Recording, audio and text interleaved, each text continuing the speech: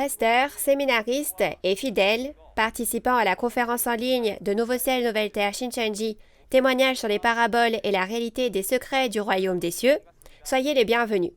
Je suis Sang-Hyun Han et je serai votre présentateur aujourd'hui. Merci à tous ceux qui participent à cette conférence en ligne de Nouveau Ciel, Nouvelle Terre, Shincheonji, diffusée dans le monde entier. La conférence qui se déroule actuellement vous permettra de savoir comment garder la nouvelle alliance que Jésus a donnée à tous les croyants du monde entier. J'espère que vous qui assistez depuis chaque pays du monde entier passerez tous un temps précieux au cours duquel vous recevrez beaucoup de grâce et de réalisation. Tout d'abord, nous allons prier avec le même cœur, puis nous commencerons la conférence. Dieu notre Père, le Créateur aimant, envers qui nous sommes reconnaissants, vous avez permis que votre précieuse parole soit ici, avec nous. Alors, même si l'homme médite sa voix, c'est le Seigneur qui guide ses pas. Donnez-nous donc les yeux pour voir, les oreilles pour entendre et le cœur pour réaliser.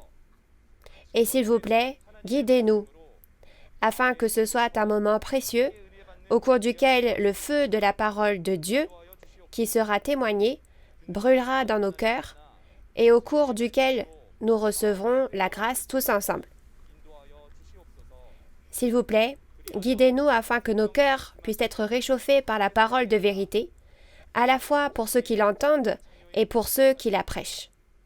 Veuillez nous amener à réaliser le véritable sens des paroles de la Bible, à devenir de véritables enfants reconnus par le Père et à connaître le plan du Père à cette époque.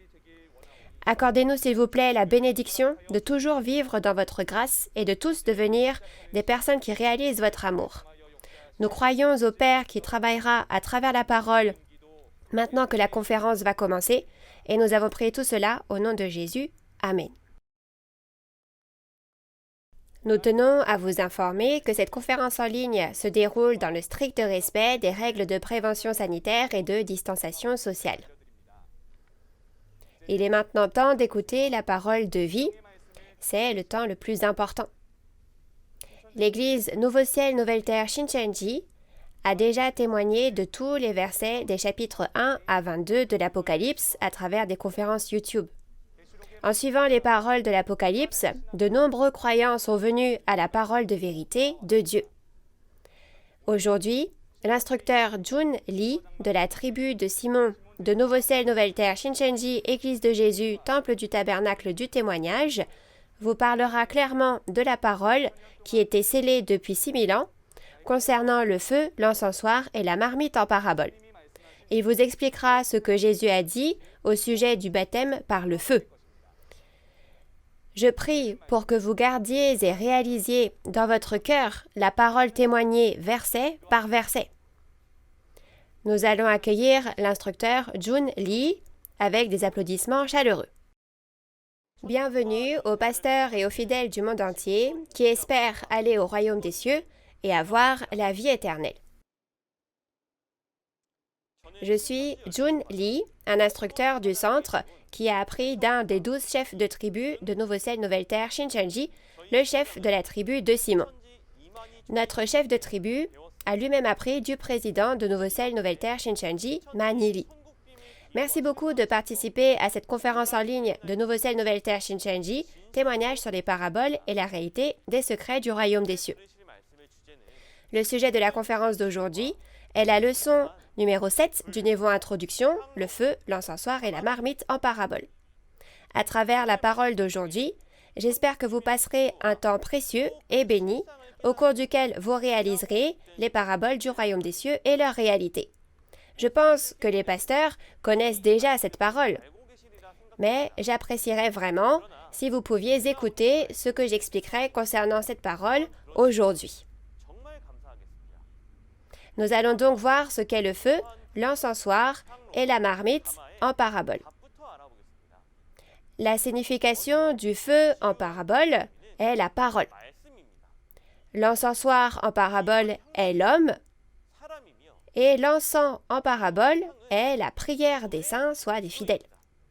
La fumée représente le fait que les prières montent et la marmite en parabole représente l'Église. Découvrons pourquoi de telles réponses sont données à travers la Bible, une par une. D'abord, regardons la signification spirituelle du feu en parabole. Il existe deux types de feu dans la Bible.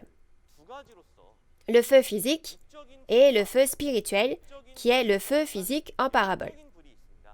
Dans la Bible, dans Genèse 19 de l'Ancien Testament, Dieu a jugé Sodome et Gomorrhe, qui étaient pleines de péché, avec le feu physique.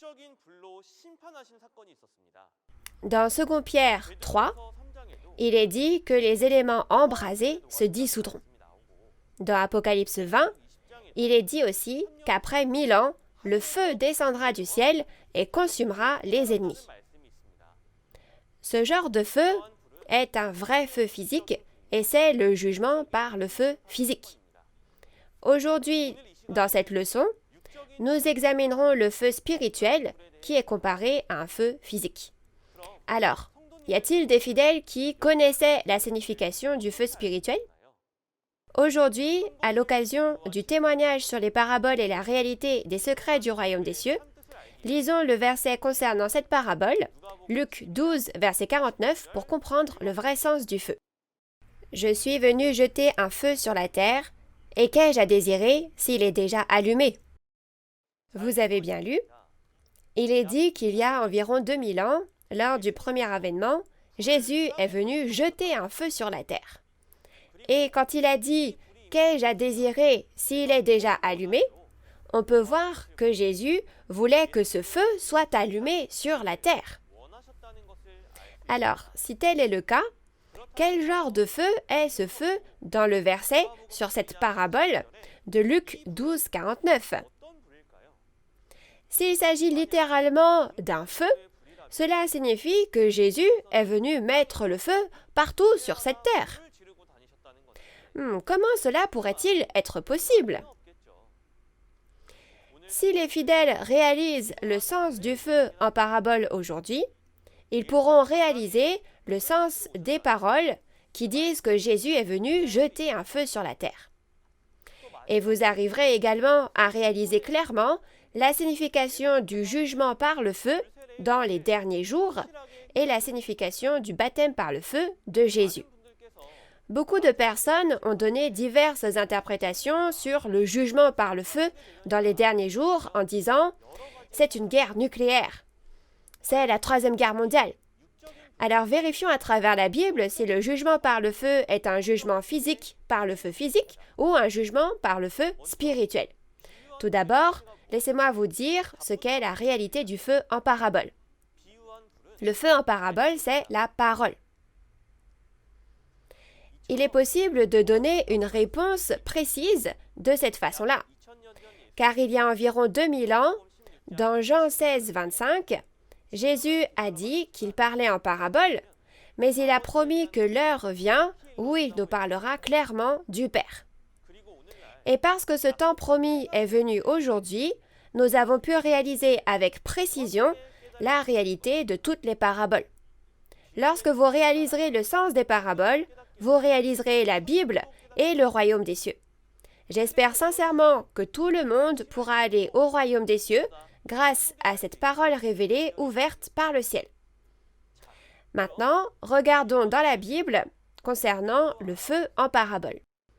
Comme vous le savez déjà, Dieu a utilisé sa création physique pour parler des secrets spirituels de Dieu en parabole. Si vous connaissez et comprenez les caractéristiques physiques, vous pouvez facilement réaliser le véritable sens de la parabole spirituelle. Alors d'abord, regardons les caractéristiques physiques du feu. Le feu, c'est quelque chose de très chaud. Il peut tout brûler et tout ce qui est brûlé est consumé. De cette façon, le feu est très bénéfique pour les hommes. Mais s'il est mal utilisé, il peut aussi devenir un fléau qui brûle tout. Vérifions la signification spirituelle de ce feu point par point à travers la Bible. Lisons d'abord Jérémie 23, verset 29. « Ma parole n'est-elle pas comme un feu, dit l'Éternel, et comme un marteau qui brise le roc ?» Vous avez bien lu. Dans Jérémie 23, verset 29, il est dit que la parole de Dieu est comme un feu. La parole de Dieu est comparée au feu, car tout comme le feu a la caractéristique d'être chaud, de brûler et de consumer, la parole de Dieu brûle et consume nos péchés et juge aussi les méchants qui ont péché. De plus, dans Jérémie 5, verset 14, il est dit que la parole de Dieu qui était dans la bouche du prophète Jérémie devient du feu et le peuple du bois, et que le feu de la parole les consume. Cela signifie que la parole de Dieu, comme le feu, devient la loi qui juge les personnes qui ont péché, tout comme un arbre physique est détruit en étant consumé par le feu physique. Comme nous l'avons vérifié dans la Bible, le sens du feu en parabole est la parole de Dieu. Je crois que vous avez réalisé que la parole de Dieu brûle nos péchés et juge également le peuple pécheur. Ensuite, apprenons ce qu'est le jugement par le feu à la fin des temps, à propos duquel de nombreux chrétiens et même les personnes dans le monde sont curieux aujourd'hui. Beaucoup de personnes pensent que le jugement par le feu au temps de la fin est une énorme catastrophe qui se produira physiquement. Et ils disent « c'est une guerre nucléaire, c'est la troisième guerre mondiale ou c'est la fin de la Terre ». En conséquence, beaucoup de personnes craignent le jugement par le feu et espèrent que la fin des temps ne viendra pas. Chers fidèles, qu'en pensez-vous? Pourquoi est-on jugé? On est jugé parce que l'on a péché, n'est-ce pas? Si une personne a péché, il est normal qu'elle soit jugée.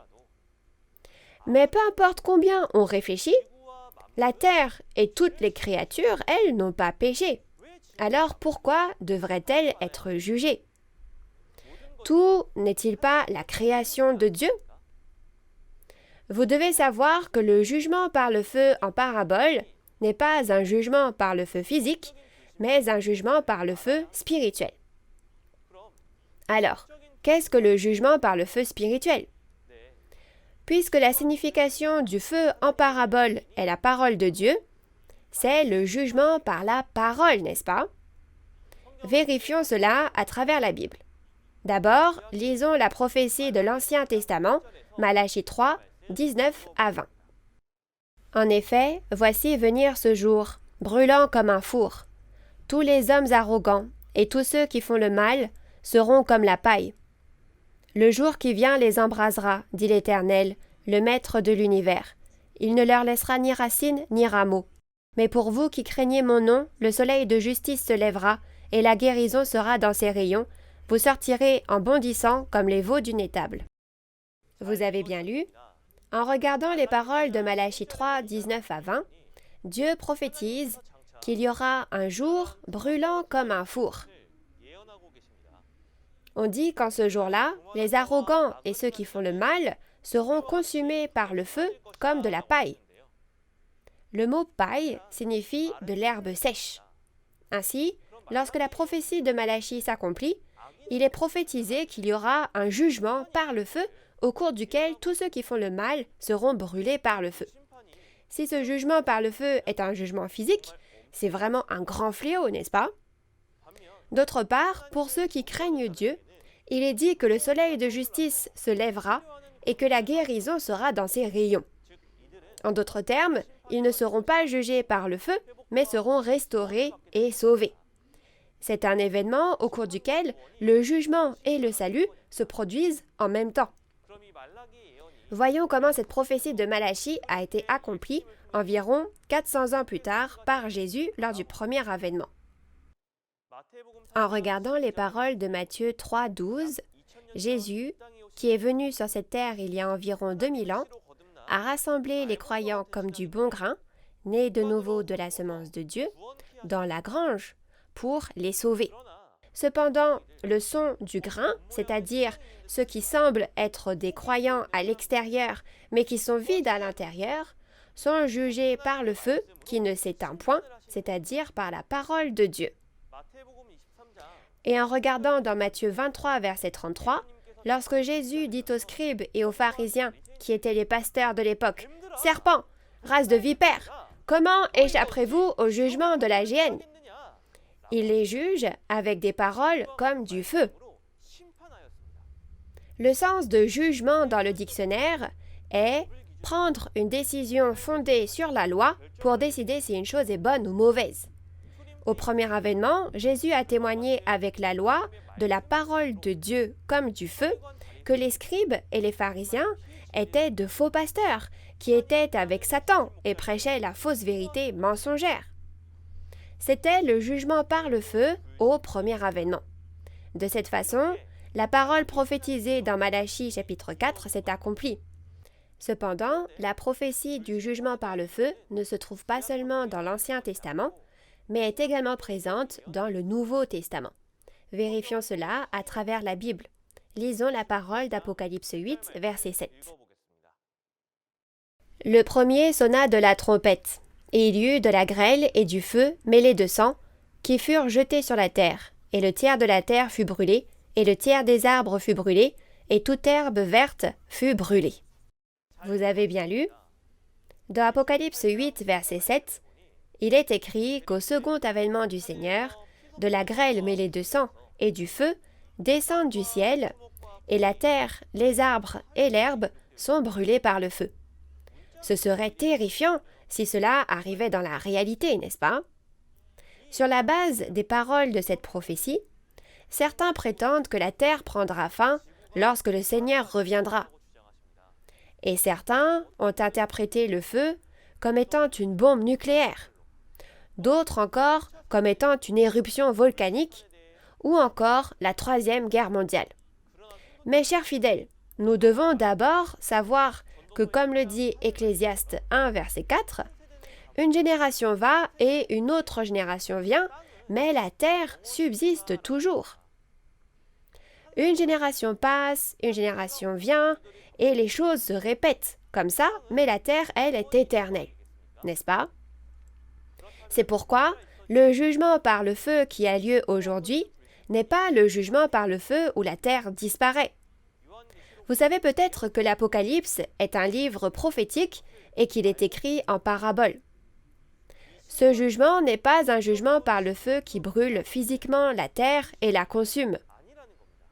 Nous savons déjà ce que sont le feu, l'arbre et l'herbe en parabole. Le feu est la parole de Dieu. Et la terre, l'arbre et l'herbe en parabole font référence à l'homme. En d'autres termes, comme dans Jean 12, verset 48, le jugement du dernier jour sera donné par les paroles de Jésus. Dans Apocalypse 20, verset 12, il est dit qu'à la fin des temps, nous serons jugés devant Dieu selon nos actes, selon les paroles de la Bible qui y sont écrites.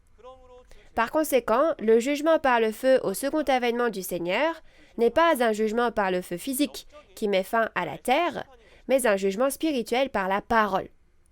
Ainsi, les croyants qui croient en Dieu et en Jésus et espèrent aller au royaume des cieux et recevoir le salut ne devraient pas avoir peur de la fin de la terre, mais devraient examiner à quel point ils connaissent, gardent et pratiquent la parole de Dieu.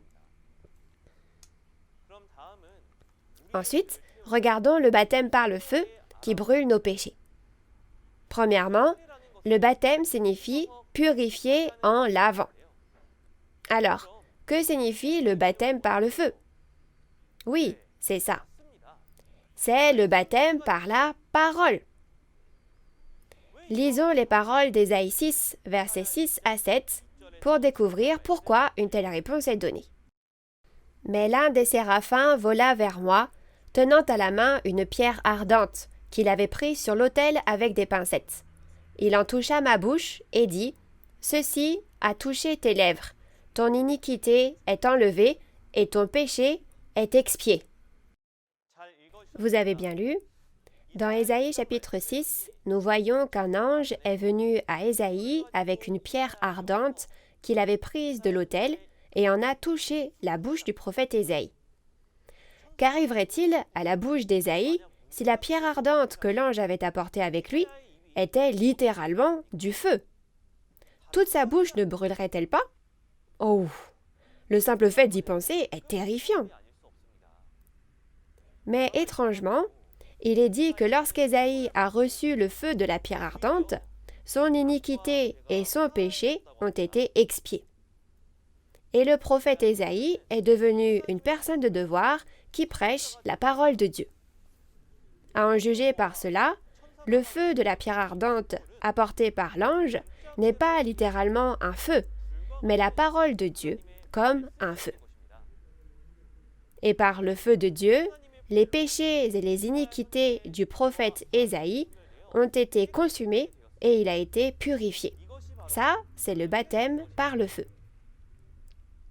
De même, lors du premier avènement, il y a environ 2000 ans, Jésus est également venu baptiser avec le feu.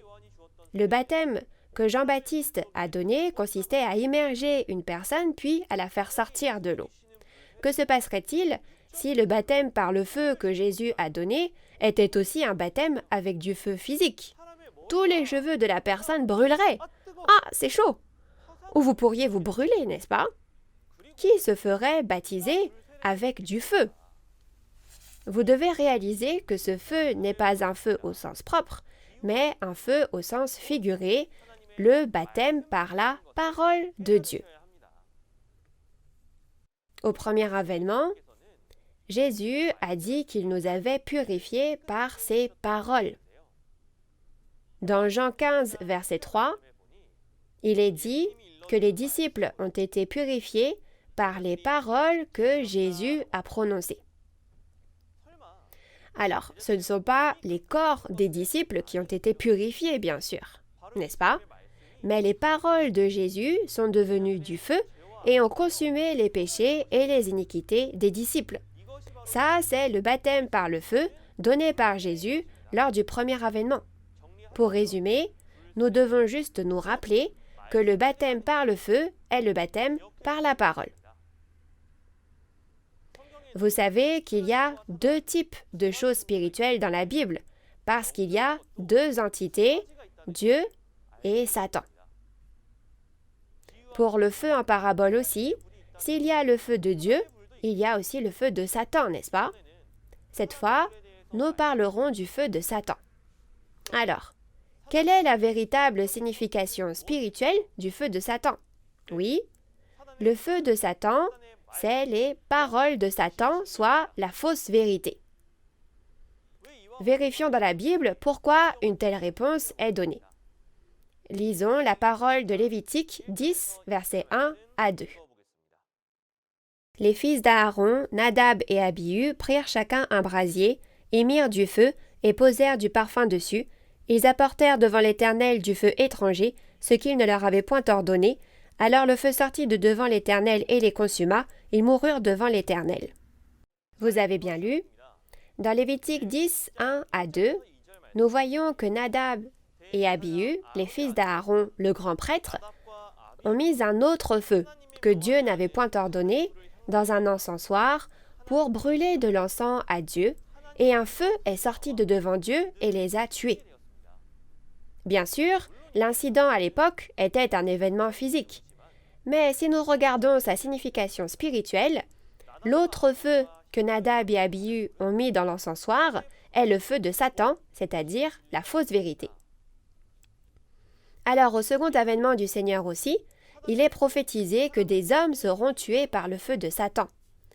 Dans Apocalypse 9, versets 17 à 18, il est dit qu'au second avènement du Seigneur, il y a la cavalerie de Satan, et du feu, de la fumée et du soufre sortent de la bouche des chevaux, tuant un tiers des hommes.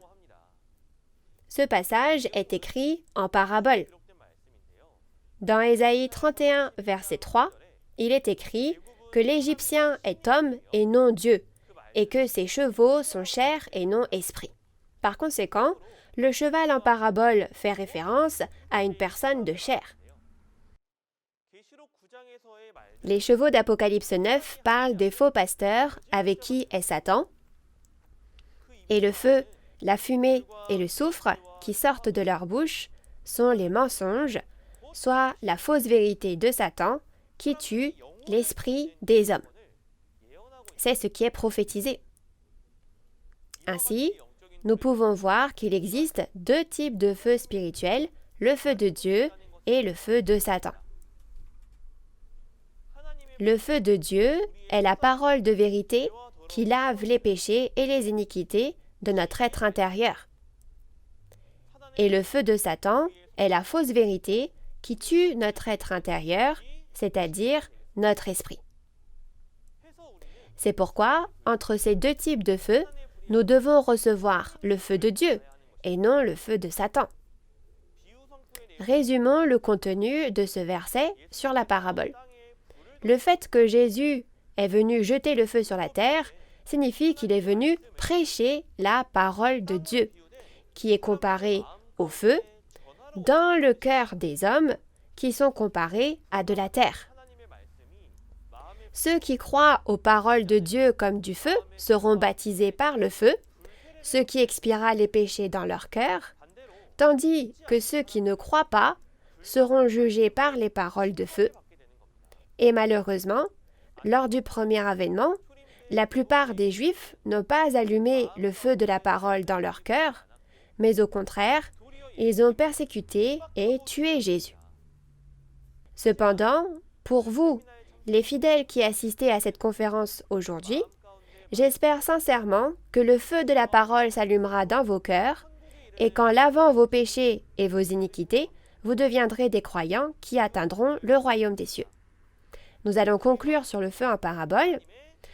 Nous avons réalisé que le feu en parabole est la parole de Dieu. Le jugement par le feu signifie le jugement par la parole et le baptême par le feu signifie le baptême par la parole. Maintenant, nous allons parler de la deuxième parabole, l'encensoir en parabole. Tout d'abord, lisons le verset concernant cette parabole, Apocalypse 8, verset 5. « Et l'ange prit l'encensoir, le remplit du feu de l'autel et le jeta sur la terre. Et il y eut des voix, des tonnerres, des éclairs et un tremblement de terre. » Vous avez bien lu. En lisant le verset sur la parabole, il est dit que l'ange a rempli l'encensoir de feu et l'a jeté sur la terre, et il y a eu des tonnerres, des voix, des éclairs et un tremblement de terre. Si vous jetez du feu, cela devrait déclencher un incendie. Mais pourquoi le feu provoque-t-il des tonnerres, des voix, des éclairs et un tremblement de terre? De plus, puisque les anges sont des esprits, comment peuvent-ils mettre du feu dans un encensoir? Ceci est écrit en parabole, et vous devez comprendre les paraboles à travers la Bible pour en connaître la signification exacte. Tout d'abord, laissez-moi vous dire la vraie signification de l'encensoir en parabole. L'encensoir est un récipient qui contient du feu. Le feu en parabole est la parole, comme nous l'avons appris aujourd'hui. Alors, quelle est la signification spirituelle de l'encensoir, soit du récipient? Oui, comme vous l'avez entendu lors de la dernière conférence, c'est l'homme. Alors, regardons un à un ce qu'est l'encensoir en parabole à travers la Bible. Voyons d'abord les origines et les caractéristiques de l'encensoir. À l'époque de l'Ancien Testament, l'encensoir était l'outil utilisé pour offrir des sacrifices à Dieu dans le tabernacle de Moïse. Le tabernacle de Moïse, d'il y a environ 3500 ans, contient les secrets du royaume des cieux.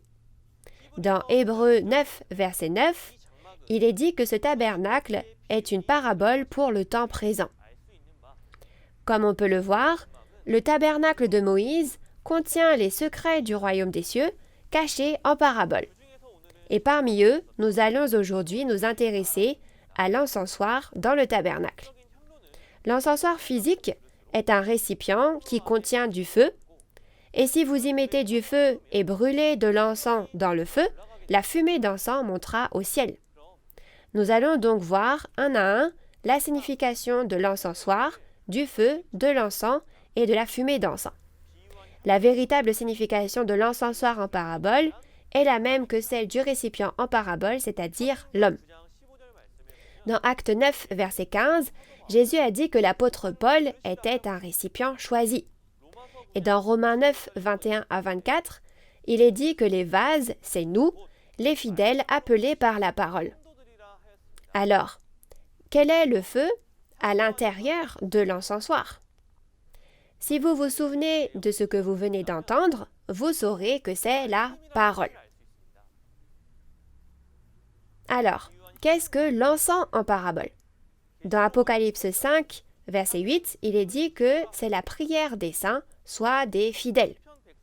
De plus, dans Psaume 141, verset 2, il est dit « Que ma prière soit devant ta face comme l'encens ». Vous pouvez donc voir que l'encens est la prière des saints, soit des fidèles. Alors, pour finir, qu'est-ce que la fumée de l'encens? Dans Apocalypse 8, versets 3 à 4, il est écrit que l'encens monte devant Dieu de la main d'un ange avec les prières des saints. À en juger par cela, les prières des saints ne montent-elles pas à Dieu par les anges comme la fumée d'encens qui monte au ciel? La fumée de l'encens est donc la prière qui monte. Ainsi, vous avez pu voir que l'encensoir, l'encens et la fumée de l'encens représentent les prières que les croyants offrent à Dieu. Si une personne comme un encensoir prie avec ferveur, ayant la parole de feu dans son cœur, comme lorsqu'on brûle de l'encens, alors sa prière atteindra Dieu comme la fumée qui s'élève. Regardons maintenant les prières que Dieu reçoit. Lisons la parole de Jean 15, verset 7. Si vous demeurez en moi et que mes paroles demeurent en vous, demandez ce que vous voudrez et cela vous sera accordé. Vous avez bien lu? Dans Jean 15, verset 7, Jésus a dit « Si mes paroles demeurent en vous, alors demandez ce que vous voudrez et cela vous sera accordé. » Alors, ce que nous pouvons comprendre à partir de ces paroles, c'est que, tout comme la fumée d'encens ne monte au ciel que lorsque l'encens est touché par le feu et consumé, il en est de même pour nos prières, lorsque nous connaissons la parole de Dieu, que nous la mettons dans nos cœurs et que nous prions selon la parole, alors Dieu recevra cette prière et y répondra. Les prières qui sont offertes sans connaître la parole de Dieu ni sa volonté ne sont pas des prières convenables aux yeux de Dieu. Par conséquent, j'espère que les fidèles garderont à l'esprit qu'il faut d'abord réaliser la parole de Dieu et prier selon la parole pour que la prière monte vers Dieu et que toutes nos prières seront ainsi. Regardons ensuite la réalité de l'encensoir à chaque époque. Lisons d'abord Jean 4, verset 24. Dieu est esprit et il faut que ceux qui l'adorent l'adorent en esprit et en vérité. Vous avez bien lu? Il y a environ 2000 ans, la réalité de l'encensoir qui a mis la parole de vérité dans son cœur et a rendu un culte à Dieu et prié Dieu était Jésus. Jésus a dit dans Jean 4, verset 24, que Dieu est esprit et il faut que ceux qui l'adorent l'adorent en Saint-Esprit et en vérité. Au premier avènement, de nombreux croyants ont offert des sacrifices et des offrandes à Dieu par l'intermédiaire de leurs pasteurs, c'est-à-dire les scribes et les pharisiens, et ont offert des prières. Mais leurs sacrifices et leurs prières n'ont pas été reçus par Dieu. Et Dieu n'a reçu que le culte et les prières que Jésus, qui a reçu la parole de Dieu, a offert en Saint-Esprit et en vérité. Par conséquent, la réalité de l'encensoir contenant du feu au premier avènement était Jésus. Voyons s'il y a un pasteur comme un encensoir qui, ayant reçu la parole comme du feu, rend un culte et prie au second avènement également. Dans Apocalypse 8, verset 5, qui est une parabole, il est écrit qu'un ange, un esprit, prend un encensoir, le remplit du feu de l'autel de Dieu et le jette sur la terre. Ce que nous pouvons savoir de ces paroles, c'est qu'au second avènement, il y a un pasteur qui est comme un encensoir qui a reçu le feu de la parole de Dieu. Qui est ce pasteur? Dans Apocalypse 2, verset 17, Jésus promet de donner la manne qui était cachée aux vainqueurs.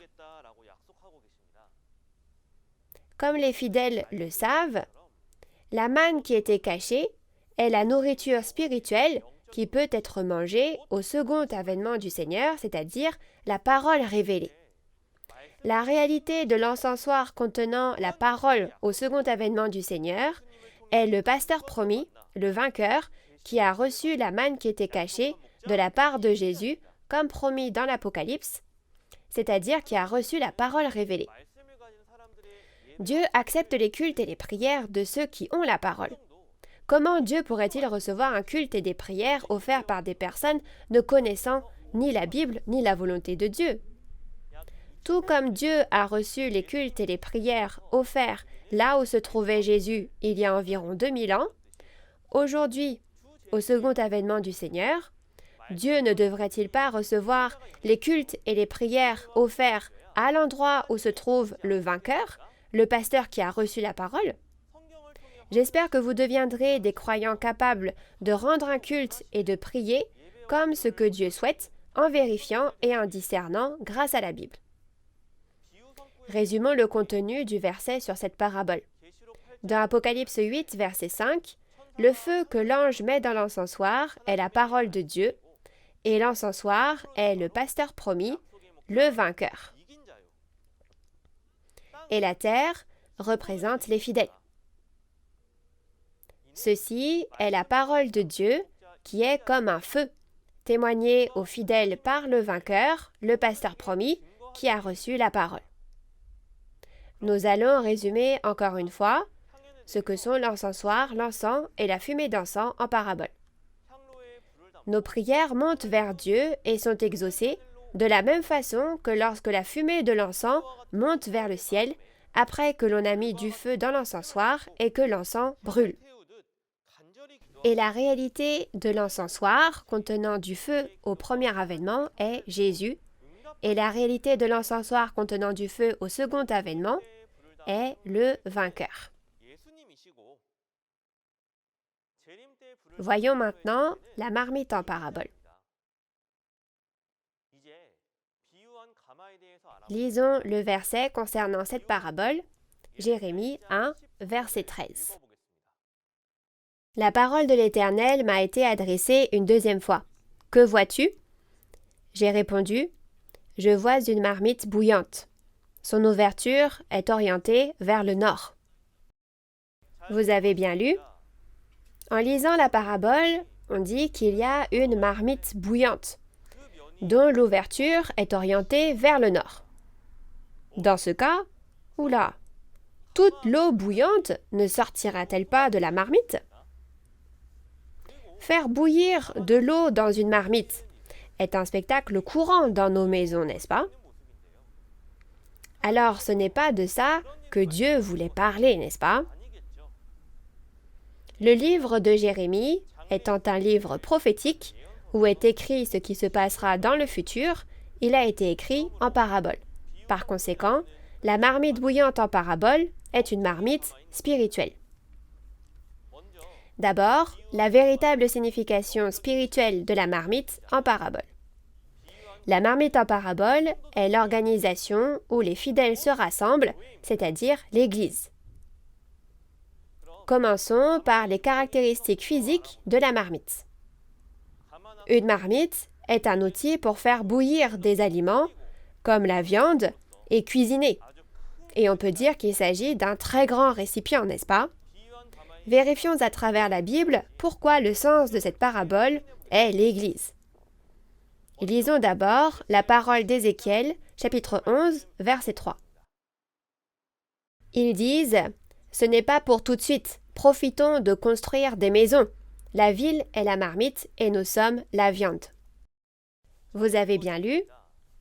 En lisant Ézéchiel 11, verset 3, on peut voir que la ville est comparée à une marmite, et nous, soit le peuple, à de la viande. À l'époque de l'Ancien Testament, la ville fait référence au lieu où se rassemblait le peuple élu de Dieu. Alors, où est le lieu où se rassemble le peuple de Dieu aujourd'hui? Oui, c'est l'Église, n'est-ce pas? Tout comme la viande cuit dans une marmite, les personnes changent au sein d'une organisation telle qu'une ville. Si une personne est dans l'organisation de l'armée, elle devient un soldat.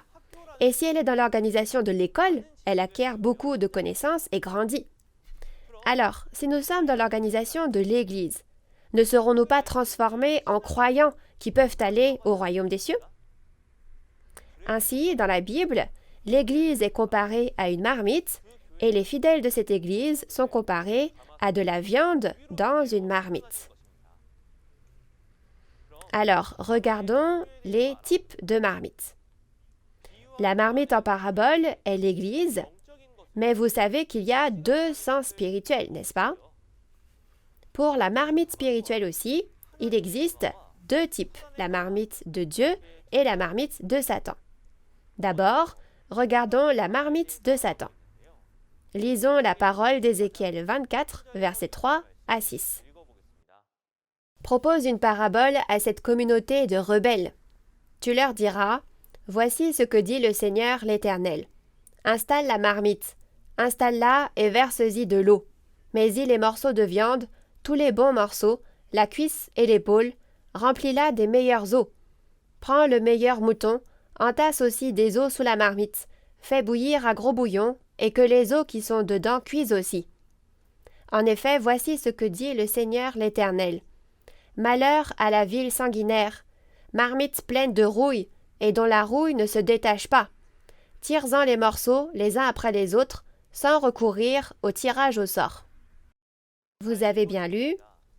La parole d'Ézéchiel 24, versets 3 à 6, est une parabole comparant un pasteur rassemblant les fidèles dans son église et les faisant bouillir avec la parole à de la viande mise dans une marmite qui bout jusqu'à ce que les os cuisent aussi.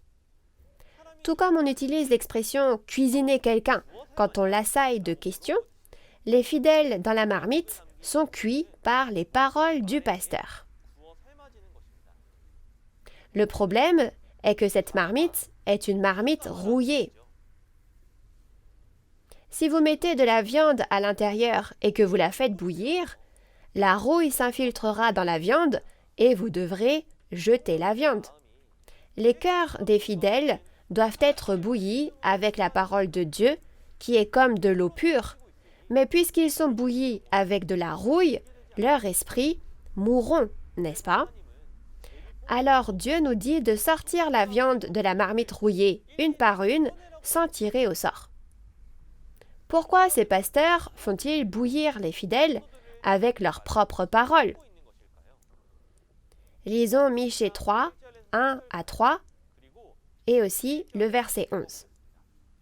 Je dis, « Écoutez, chefs de Jacob et princes de la communauté d'Israël, n'est-ce pas à vous de connaître le droit? Vous détestez le bien et vous aimez le mal. Vous arrachez leur peau et la chair qui couvre leurs os. Ils mangent la chair de mon peuple, lui arrachent la peau et lui brisent les os. Ils le mettent en pièces, comme ce qu'on cuit dans un pot, comme de la viande dans une marmite. Ces chefs jugent pour des cadeaux, ces prêtres enseignent pour un salaire, ces prophètes prédisent l'avenir pour de l'argent, et ils osent s'appuyer sur l'Éternel en disant « L'Éternel n'est-il pas au milieu de nous? Le malheur ne nous atteindra pas. » Vous avez bien lu. Dans Michée 3, nous lisons que leurs dirigeants, leurs chefs, soit leurs pasteurs, mangent la chair du peuple et lui arrachent la peau, comme ce qu'on cuit dans un pot, comme de la viande dans une marmite.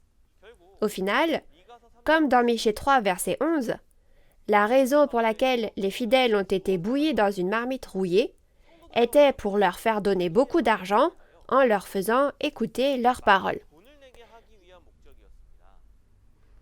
Dieu a prédit que de tels pasteurs apparaîtraient dans le futur.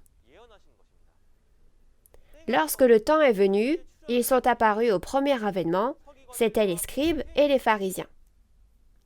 Vérifions cela à travers la Bible. Lisons Matthieu 23, versets 25 à 28. Malheur à vous, scribes et pharisiens hypocrites, parce que vous nettoyez le dehors de la coupe et du plat, et qu'au-dedans, ils sont pleins de rapine et d'intempérance. Pharisiens aveugles, nettoie premièrement l'intérieur de la coupe et du plat, afin que l'extérieur aussi devienne net. Malheur à vous, scribes et pharisiens hypocrites, parce que vous ressemblez à des sépulcres blanchis, qui paraissent beaux au dehors, et qui au dedans sont pleins d'ossements de mort et de toute espèce d'impureté. Vous de même, au dehors, vous paraissez justes aux hommes, mais au dedans, vous êtes pleins d'hypocrisie et d'iniquité. Vous avez bien lu. Les scribes et les pharisiens ont pris le contrôle du judaïsme il y a environ 2000 ans et ont fait bouillir les fidèles dans la fausse vérité de Satan pour les faire obéir à leurs paroles. Et c'était littéralement des pasteurs pleins de rapine et d'intempérance qui ont fait en sorte que le peuple donne beaucoup d'argent. Dieu a écrit ces choses dans la Bible pour nous faire réaliser que nous ne devrions jamais choisir cette marmite-là, et si j'appartiens à cette marmite, je dois en sortir le plus vite possible. Maintenant, regardons la marmite de Dieu. Lisons la parole de Zacharie 14, versets 20 à 21. Ce jour-là, il sera écrit sur les clochettes des chevaux, consacrés à l'Éternel. Les marmites dans la maison de l'Éternel seront consacrées comme les coupes devant l'autel. Toute marmite à Jérusalem et dans Juda sera consacrée à l'Éternel, le Maître de l'univers. Tous ceux qui offriront des sacrifices viendront et s'en serviront pour cuire les viandes, et il n'y aura plus de marchands dans la maison de l'Éternel, le Maître de l'univers, ce jour-là. Oui, vous avez bien lu. Ces paroles prophétisaient que la marmite sainte et pure, c'est-à-dire la marmite consacrée à Dieu, apparaîtrait. Si on est bouilli dans une marmite propre, la parole de Dieu pénétrera dans nos cœurs et ne serons-nous pas alors transformés à l'image de Dieu? Dans le même sens, Zacharie 8, verset 3, prophétise que la ville de vérité apparaîtra. La ville de vérité est une ville construite avec la parole de vérité, c'est donc l'Église. Cette ville de vérité est l'Église construite autour de Jésus lors du premier avènement, et cette Église est la marmite consacrée. Alors, quelle sera la marmite consacrée au temps du second avènement du Seigneur? Lisons les paroles d'Apocalypse 15, verset 5.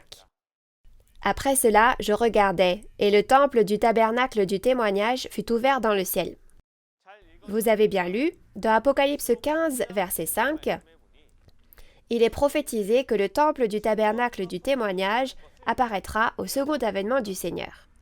Ce temple, qui est le lieu très saint, sera un temple qui témoigne de la parole de vérité au second avènement du Seigneur.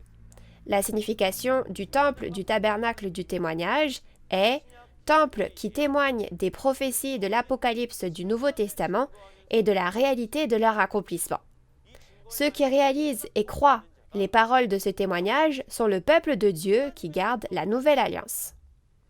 Par conséquent, ce temple est la marmite consacrée de Dieu. Pour résumer, je crois que vous avez réalisé que la marmite en parabole est une église où les fidèles sont rassemblés, et il y a deux types de marmites en parabole, la marmite consacrée, celle de Dieu, et la marmite rouillée, celle de Satan.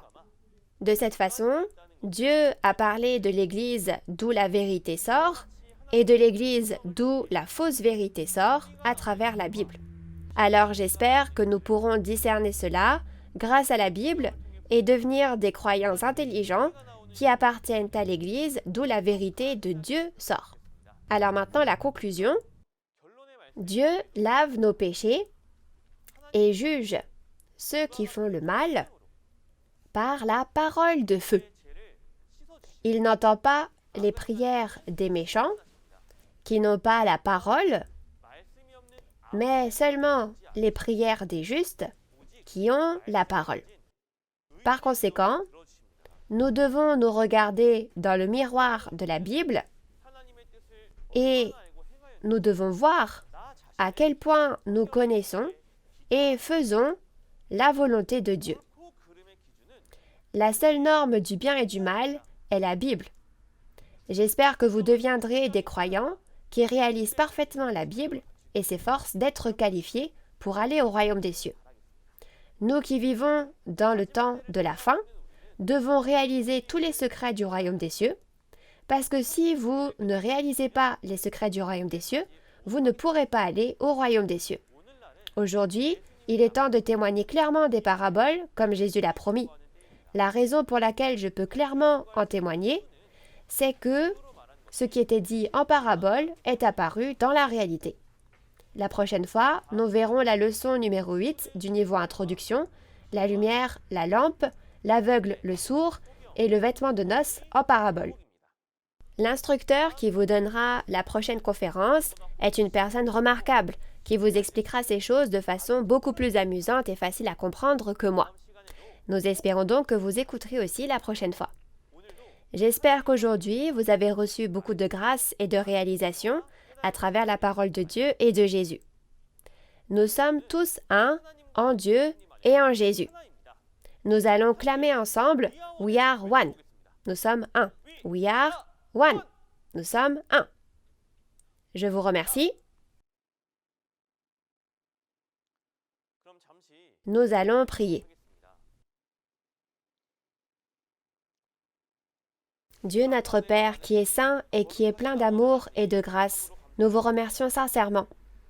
Merci de nous aider à réaliser la précieuse parole de Dieu à travers les conférences en ligne de Nouveau Ciel, Nouvelle Terre, Shincheonji, témoignages sur les paraboles et la réalité des secrets du royaume des cieux.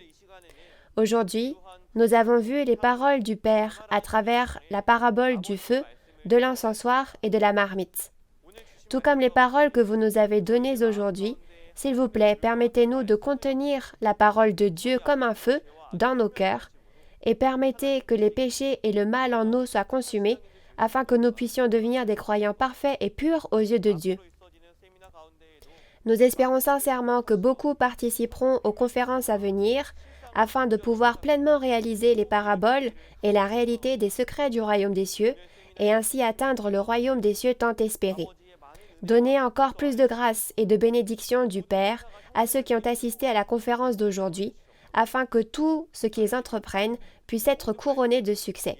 Nous vous remercions et avons prié toutes ces paroles au nom de Jésus. Amen. Merci d'avoir écouté jusqu'au bout.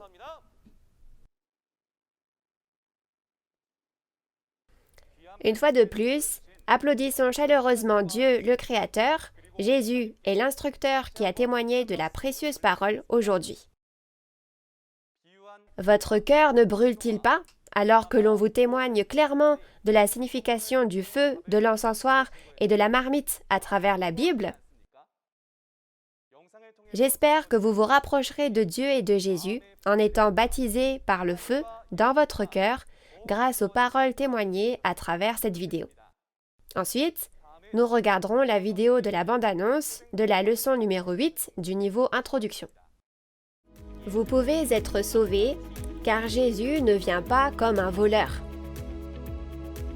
Quel genre de personnes sont celles appartenant à la lumière et pouvant recevoir Jésus? Ce que nous pouvons en déduire, c'est qu'il y a des choses qui doivent d'abord avoir lieu pour que le travail de la lumière ait lieu. Il est dit, ils sont aveugles et ne savent pas qu'ils sont nus. Mais si vous étiez physiquement aveugle, comment pourriez-vous ne pas le savoir? Comme vous pouvez le voir dans la bande-annonce, jeudi, nous vous parlerons de la lumière, de la lampe, de l'aveugle, du sourd et de l'habit de noces en parabole. Ce sera à 10h, comme aujourd'hui. Nous espérons que vous assisterez et réaliserez la précieuse volonté et les promesses de Dieu. En plus des paroles que vous avez entendues aujourd'hui, si vous avez d'autres questions ou demandes de renseignements sur l'Église Nouveau Ciel Nouvelle Terre Shincheonji et ses doctrines, veuillez contacter le numéro représentant correspondant à chaque tribu affiché à l'écran. Nous vous guiderons en détail et avec amabilité. Ensuite, nous terminerons la conférence en faisant ensemble le Notre Père. Notre Père qui es aux cieux, que ton nom soit sanctifié, que ton règne vienne, que ta volonté soit faite sur la terre comme au ciel. Donne-nous aujourd'hui notre pain de ce jour.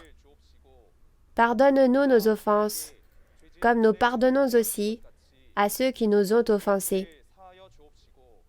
Et ne nous laisse pas entrer en tentation, mais délivre-nous du mal. Car c'est à toi qu'appartiennent le règne, la puissance et la gloire pour les siècles des siècles. Amen. Ceci conclut la conférence en ligne de Nouveau Ciel, Nouvelle Terre Shincheonji, témoignage sur les paraboles et la réalité des secrets du royaume des cieux. Merci à tous ceux qui ont été avec nous.